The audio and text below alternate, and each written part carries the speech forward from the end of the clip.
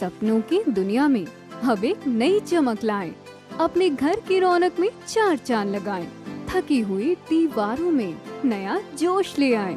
इंटेलेक्स paints के संग जिंदगी में कुछ अच्छी यादों को बनाएं। पेश है इंटेलेक्स के डिफरेंट वैरायटीज में उपलब्ध शानदार और बेहतरीन पेंट्स, जिसमें शामिल है एंटी क्रैक टेक्नोलॉजी से बना signature interior and exterior luxury emulsion paint, जो आपके घर को दे एक नया लुक। संपर्क करें 1800-2123-494 पर।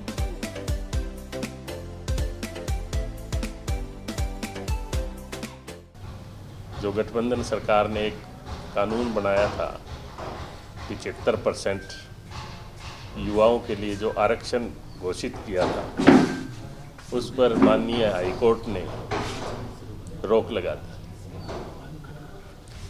तो रोक क्यों लगाई? क्योंकि वो कानून जब सिरे से बनाने लगे तभी वो गलत था। आप 75% युवाओं को रोजगार देना चाहते हो और प्राइवेट सेक्टर में देना चाहते हो, विषय तो यही था ना, तो वो गलत था। इसलिए हाईकोर्ट ने रोक लगाई और ये इस विषय पे सरकार कटघरे में खड़ी होगी। खास तौर पर मैं माननीय उप मुख्यमंत्री जी का ये विषय था और उनकी पार्टी का ये एजेंडा था, मैनिफेस्टो में उन्होंने लिखा था, जो कि गलत हुआ। बेरोजगार युवकों के साथ सरकार ने ये बहुत बड़ा खिलवाड़ किया। विधानसभा में बिल लेके आने के बाद हाईकोर्ट ने रोक लगा दी, तो कहीं न कहीं खामियां तो है ही ना इसमें आगे आने वाले भविष्य में सरकार कोई ठीक ढंग की बात रखकर विधानसभा में दोबारा करे तो बेरोजगार युवकों को रोजगार की व्यवस्था हो सके। सुप्रीम कोर्ट जा रहे हैं अभी तो नहीं, वो तो देखो सरकार तो आगे ही जाएगी, हाई कोर्ट के खिलाफ सुप्रीम कोर्ट ही जाएगी, लेकिन आनी जानी वहाँ भी कुछ नहीं होनी।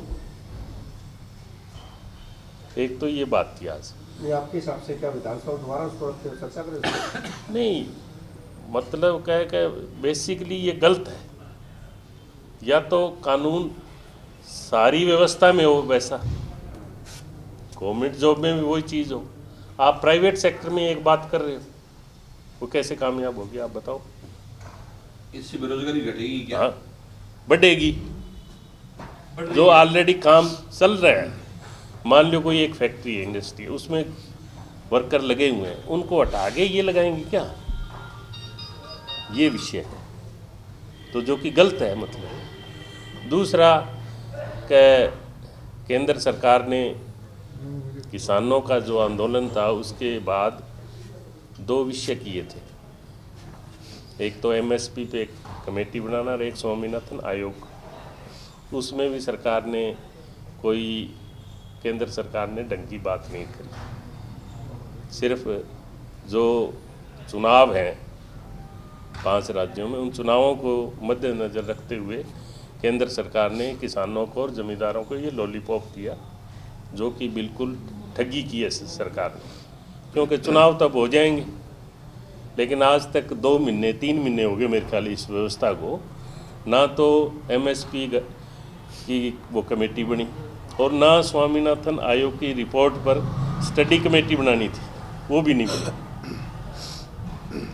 तो भारतीय जनता पार्टी की सरकार, केंद्र की सरकार भी और यहाँ गठबंधन सरकार भी आम आदमी के साथ हर विषय पे छल कर रही है।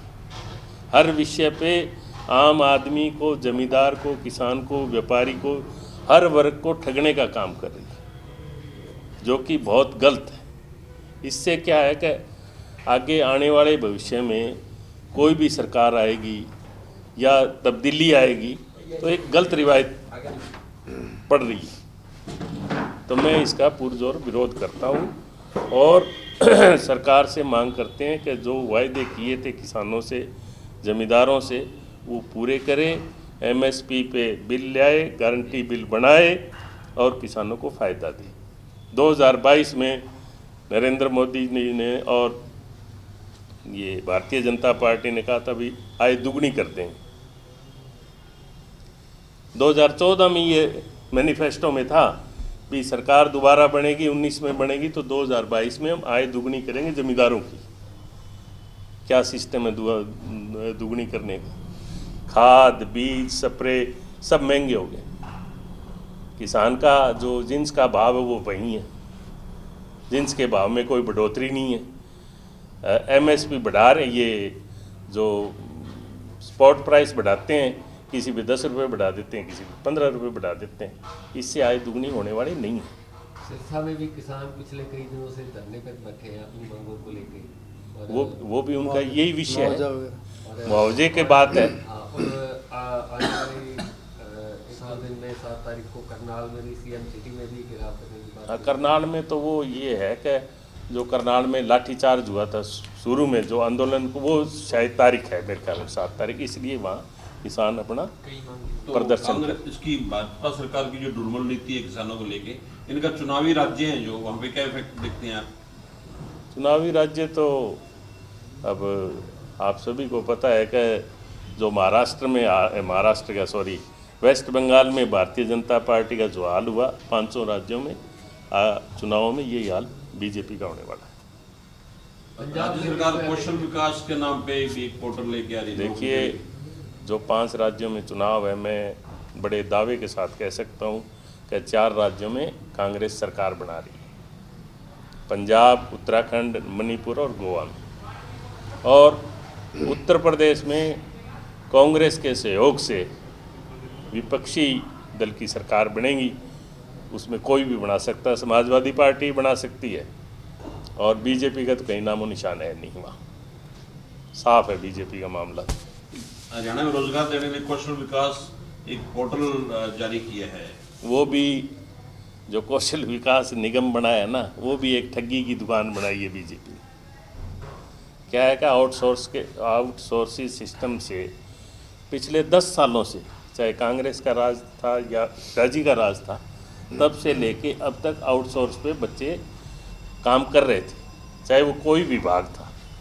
इन्होंने वो आउटसोर्सर सिस्टम बंद करके एक निगम बना दिया, और मैं तो ये कहूँगा कि आरएसएस के हिसाब से उसमें चॉइस से प्रमोद जी लगेंगे, विजय जी लगेंगे, सचदेवा जी लगेंगे, ऐसे वो सरकार की चॉइस रहेगी इसमें, जो कि गलत है। बेरोजगार युवकों के लिए इनकी ना तो कोई योजना है, जो योजनाएं थी उनको ये वो मतलब क्या डिस्टर्ब कर रहे हैं सारे मामले को।